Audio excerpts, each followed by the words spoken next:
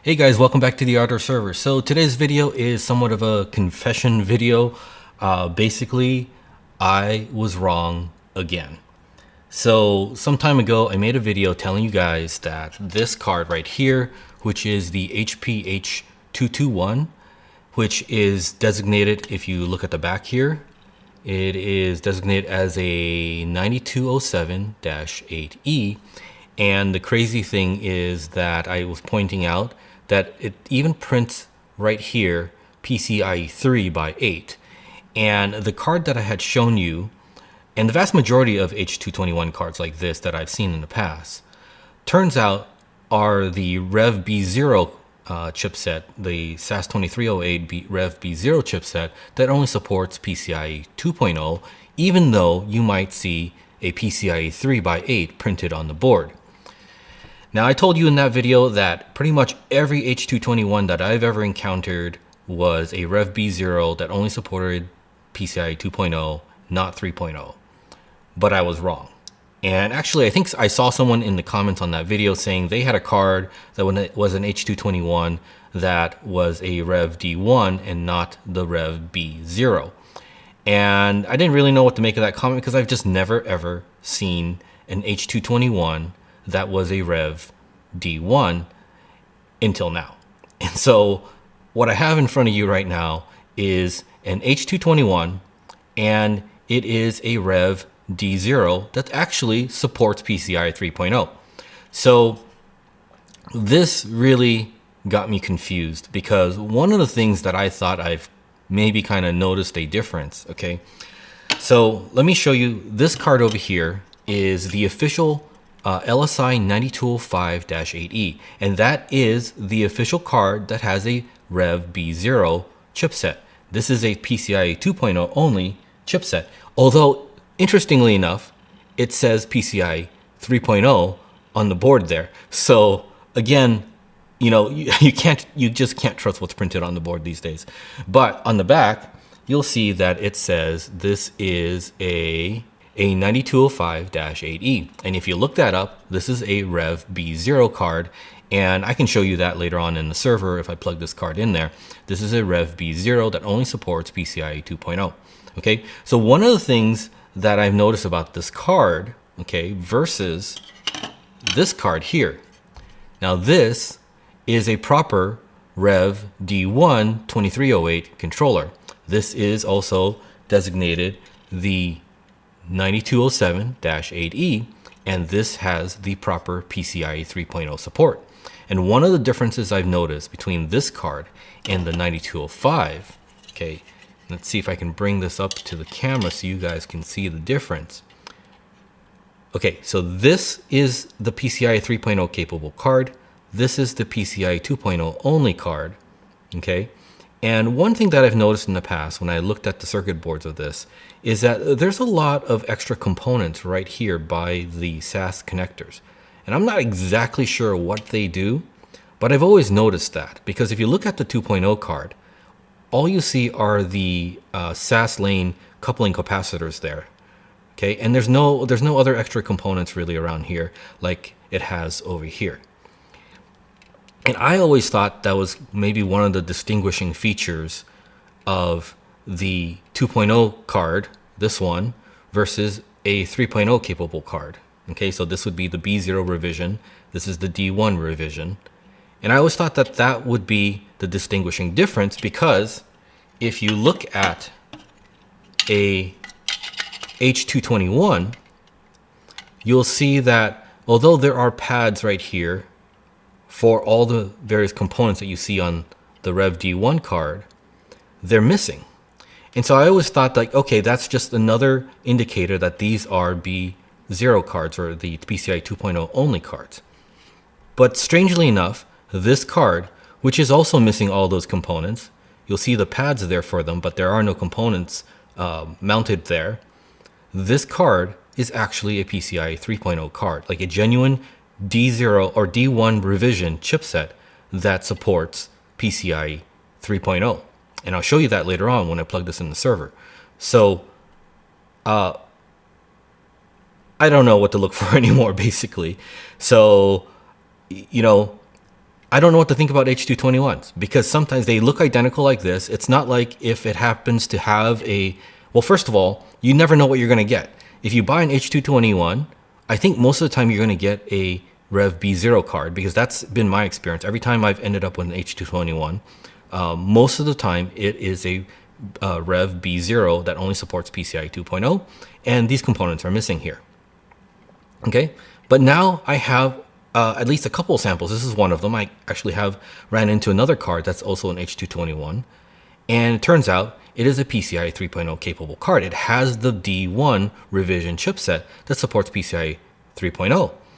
So if you buy an H221, you just don't know what you're going to get.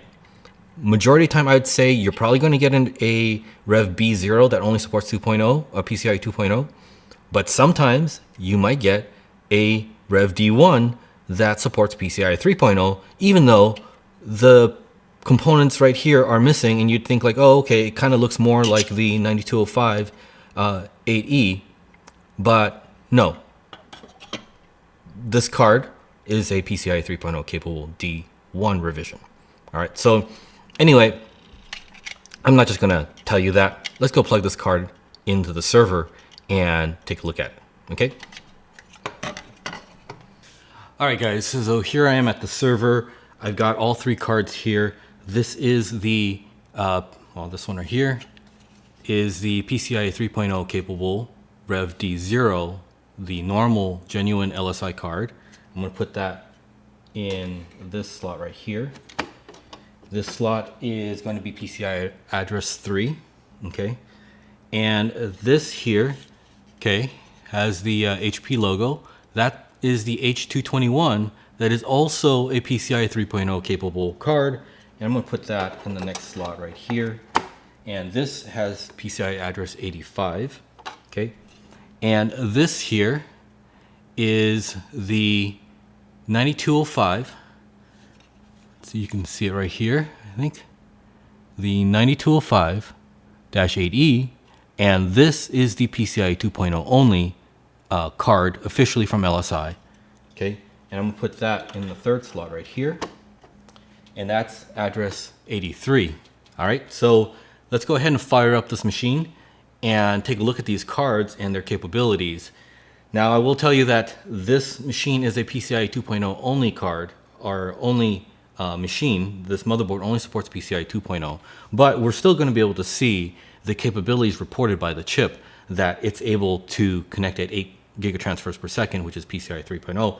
So we'll still be able to verify that these two cards are able to do PCIe 3.0, even though they're not going to connect at that speed due to the motherboard here. All right, so let's go ahead and fire this guy up. All right, guys, I'm logged into the server here, and let's first take a look at all the LSI controllers here. All right, so you can see that on address 3, which is the 92078E, so that's the regular 92078E that supports PCIe 3.0, or should at least. We'll take a look at that in a second here. Okay, and on address 83, this one right here in the middle, this should be the 9205-8E that supports only PCIe 2.0, and 85 is the H221, and you can see that this one has the exact same vendor ID and subsystem vendor ID as well for the or the product ID. So it is kind of identical, more or less, to the 92078E, the genuine LSI 92078E, not the branded H221.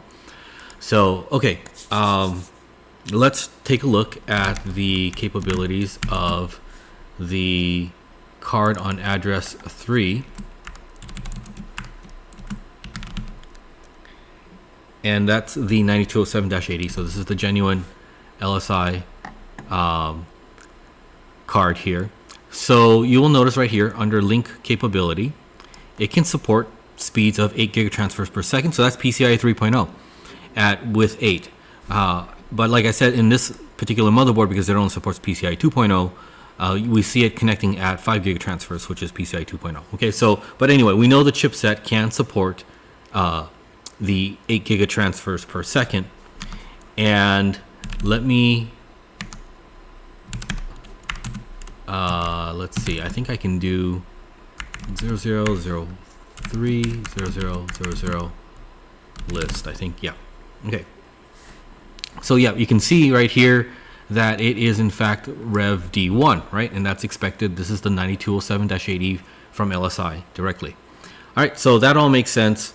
That's the card at address 3, which is the genuine LSI 9207-8E. All right, so now let's take a look at the card at address 83.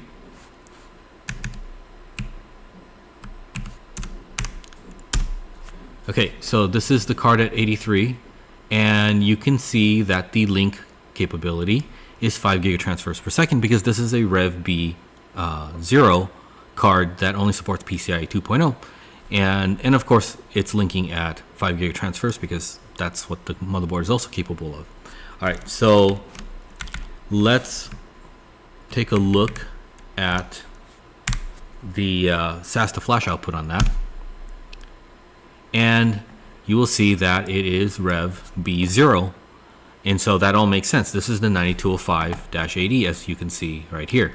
All right, so this is expected. The Rev B0 only supports PCIe 2.0.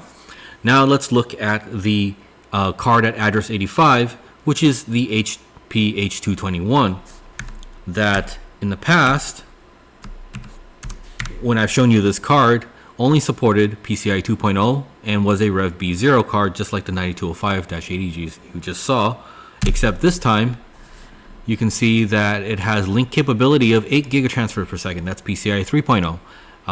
And it is connecting at 5 gigatransfers per second because the motherboard only supports PCIe 2.0.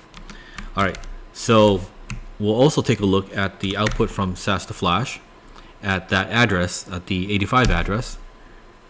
And you can see that is indeed a Rev D1, and hence that's why it supports PCIe 3.0. So yeah, I now have an HP H221 that is a Rev D1, and I have a whole bunch, or I've had a whole bunch of other H221s that are Rev B0. So you just really never know what you're going to get with an HP H221. It's really kind of strange to me that HP would sell those cards kind of with different chipsets with really no distinguishing feature other than that the chip is different. You know, I mean, both cards, if you saw my previous video from a while ago, you saw that that Rev B0 card was also labeled PCIe 3 on the PCB. So even though it says it's PCIe 3.0 capable or printed, the chipset actually didn't support that because it was a Rev B0 chipset. But apparently there are also some HP H221s that actually have the PCIe 3.0 capable chipset as well. So yeah, I guess you never know what you're going to get with an HP H221. So anyway, just wanted to share that with you guys because I thought that the HP H221 really was always a Rev B0 PCIe 2.0 only card. Now I know that I was wrong, and I wanted to share that with you guys. So if you wanted to take your chances and hope that you get a PCIe 3.0 capable H221, now you know that the possibilities are there. It's a non-zero possibility. But I would still say the possibilities are, or the chances are relatively slim, because at least in my experience buying a lot of these cards and stuff like that, the vast majority of the H221s I've seen are PCIe 2.0 only Rev B0 cards. But anyway, just wanted to share that with you guys. If you like this video, make sure to give it a thumbs up, and if you're new to this channel, consider subscribing if you like this sort of stuff. Also, if you want to support my channel, go check out my eBay store. I'll leave a link down in the video description. I've got the greatest selection of pre-flashed IT mode HBA SAS controllers for your ZFS, TrueNAS, or Unraid builds, so go check out my link down in the video description. Thank you very much for watching, and have a great day. Bye-bye.